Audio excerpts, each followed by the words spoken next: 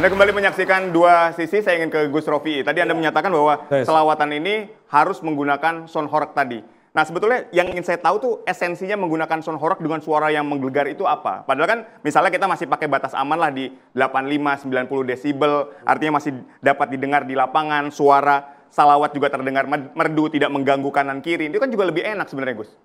Iya, apalagi kalau menyangkut lapangan besar, pasti disabelnya harus lebih tinggi kan gitu kan.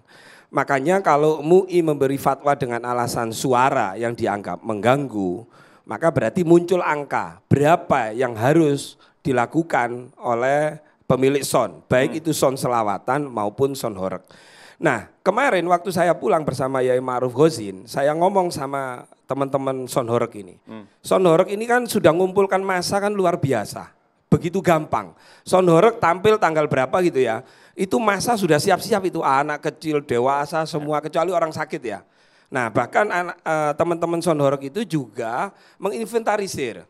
Itu panitia yang profesional. Jadi yang sakit itu dibawa ke tempat yang lebih aman. Diungsikan dulu. Nah diungsikan dulu, itu yang profesional. Karena horeg melewat nih. Makanya jangan hanya melihat TikTok sesaat. Nah akhirnya dari pertemuan saya Kiai Ghozin Ma'ruf mewakili MUI kemarin dengan bisa nggak sound horeg, misalnya penampilan 5 jam nih, 20 menit aja ada tausiah dari kiai, entah kiai setempat, entah kiai yang terkenal. Jadi enak gitu loh. Jadi masyarakat selain hiburan juga dapat siraman rohani. Dan teman-teman itu mau gitu loh. Intinya teman-teman sound horeg ini tolong kami yang punya karyawan, punya keluarga, terus pelaku-pelaku UMKM ini, sound horeg itu jangan dilarang. Tapi diatur gitu loh. Tapi jadi nggak aneh itu Gus Rofi'i. Misalnya begini, ada tausiah dari pemuka agama setempat atau dari mungkin MUI, misalnya begitu ya setempat begitu. Tapi kan tadi Bang Nara kan bilang, itu fakta kok ya kan Mas Nara ya. Tadi dibilang ada juga yang pakaiannya serono yang ikut mengiringi. Dan ini juga saya barusan riset juga, ada logo halal katanya dibawa di sound horeg itu. Gitu. Jadi begini, makanya Mas, dengan adanya fatwa MUI ini, otomatis kalau melihat teman-teman ini saya fasilitasi juga untuk silaturahmi ke kiai, termasuk ke Yai Muhib Aman. Kita sudah menyusun karena bagaimanapun teman-teman sound horeg ini kan ya juga santri. Di pengajian Gus Ikdam mereka ini gantian loh Mas. Untuk ngisi sound horegnya itu di bawah pengajian. Minggu depan gilirannya siapa gitu. Jadi jangan hanya melihat sisi negatif. Yang pasti jumlah sound horeg di Jawa Timur ini kan 13.000 lebih gitu loh. Dan hampir kiai-kiai NU itu dalam pengajiannya juga menggunakan sound system. Entah itu horeg, entah itu tidak. Ya. Dari aspek positifnya dilihat, jangan negatifnya saja. Beliau juga nggak pernah bahas negatifnya tadi. Semua positif.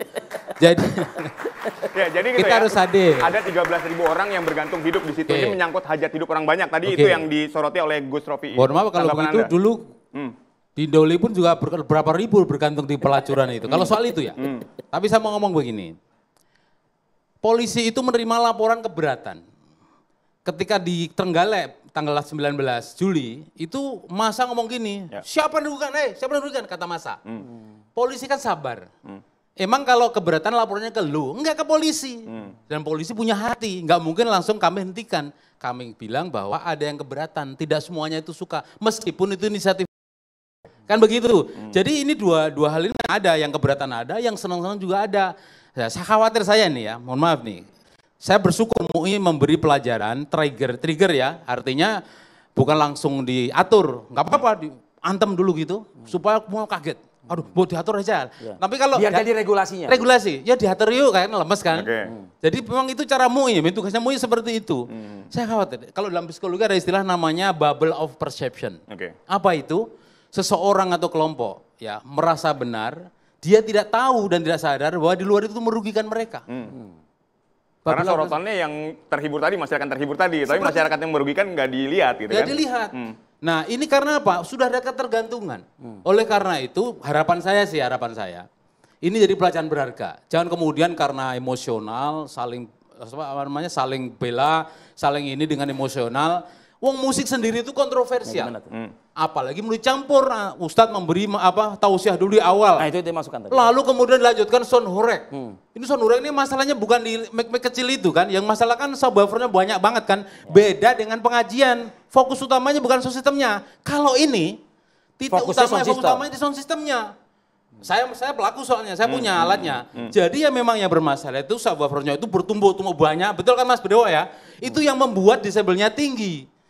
Nah gitu, jadi masalahnya banyak, tidak hanya itu, prosesnya sudah bermasalah, iring-iringannya sudah bermasalah, yang saya sebut awal tadi, di acaranya bermasalah juga, apalagi kalau ditambah tausiah, tambah masalah sensitif lagi itu. Oleh karena itu saling mengerti, ini kan toleransi kan saling mengerti, jangan sampai tadi bubble of perception tadi berlaku di mana-mana, MUI-nya merasa paling benar, padahal dikritik lah sama teman-teman Mas Bedewo. Mas Bedewo merasa paling benar, panitia di desa-desa ini merasa paling benar karena inisiatif masyarakat. Dulu waktu saya kecil, sound horeg zaman dulu itu hanya untuk misalnya nih, orang nikahan tuh hiburan aja. Enggak seperti sekarang gede-gede, hanya toa saja. Pesulungannya gini, lah wong masjid aja, suara toa aja diprotes, apalagi suara sound horeg. Ya, baik. Gitu. Bang Nara, kami sudah mendapatkan poinnya. Saya ingin ke Mas Brewok. Mas Brewok, tapi iring-iringan melewati permukiman warga sampai di lapangan besar itu masih dilakukan sampai sekarang, Mas Brewok? Apanya?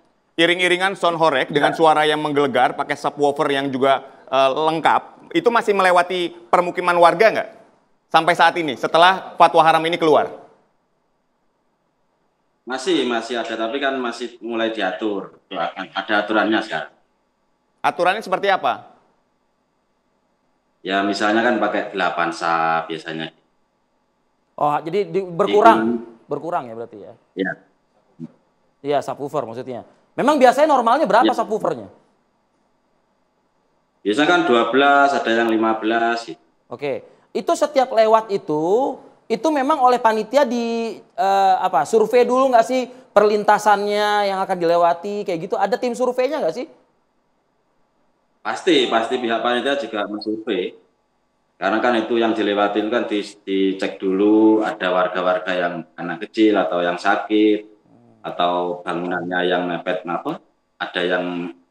ada jalannya sempit apa lebar kan juga dicek dulu semua. Nah terkait dengan pembongkaran gapura, jembatan berarti nggak disurvei dong berarti ya? Itu sih saya kurang tahu, soalnya kan saya tidak juga di lokasi dan juga itu daerah mana saya juga tidak tahu. Baik, Mas Brewok, Anda yang ada di Jawa Timur ini melihat persepsi masyarakat sebetulnya di lapangan tuh terhadap sound horeg ini seperti apa sih? Kalau saya rasa sih kan kadang memang mereka kan lihatnya di media sosial, jadi mereka tidak tahu yang sebenarnya. Enggak, tapi kalau yang di Jawa Timur gitu, mereka menganggap sound horeg ini gimana sih? Yang di Jawa Timur lah. Kalau di Jawa Timur rata-rata sudah paham sih ya, karena kan memang ini kan banyak di Jawa Timur di acara-acara. Ya gimana? Baik. Enggak begini loh. Jadi teman-teman yang pemilik sound horeg ini itu didatangkan warga. Yang nonton banyak. Banyakan mana yang nonton, yang mendengarkan sama enggak. Kan itu. Nah di situ perekonomian terjadi gitu loh. Ya, tadi sudah dijelaskan tuh Gus Rofi, iya kan? Tapi artinya begini, dihimbau nggak sekalian oleh panitia, oleh tokoh masyarakat, tolong ya busananya kalau bisa yang sopan. Nah makanya begini ya. Goyangan jangan terlalu erotis. Saya sepakat itu. Saya sangat sepakat. Ya, saya sangat sepakat itu. Memang ini kan kadang-kadang teman-teman sound ini tidak mengetahui ketika muncul yang goyangan-goyangan. Ya karena dia kan hanya bawa sound system saja. Bawa sound system aja. Makanya harus dievaluasi ini, Mas Nara. Bukan berarti begini, Mas Nara. Terus ada tarian, terus ada tausiah, tidak. Kenapa saya mendorong kepada teman-teman sound horeg untuk mendatangkan penceramah, misalnya ada Gus Hikdam, di Jawa Timur tuh kiai-kiai muda banyak. Ya. Nah mereka jangan hanya duduk di majelisnya saja, tapi datang ke mereka yang butuh siraman rohani. Jadi habis dengarkan sound horeg, malah tobat gitu, takorup kepada Allah, kan begitu. Ini masukan aja ini.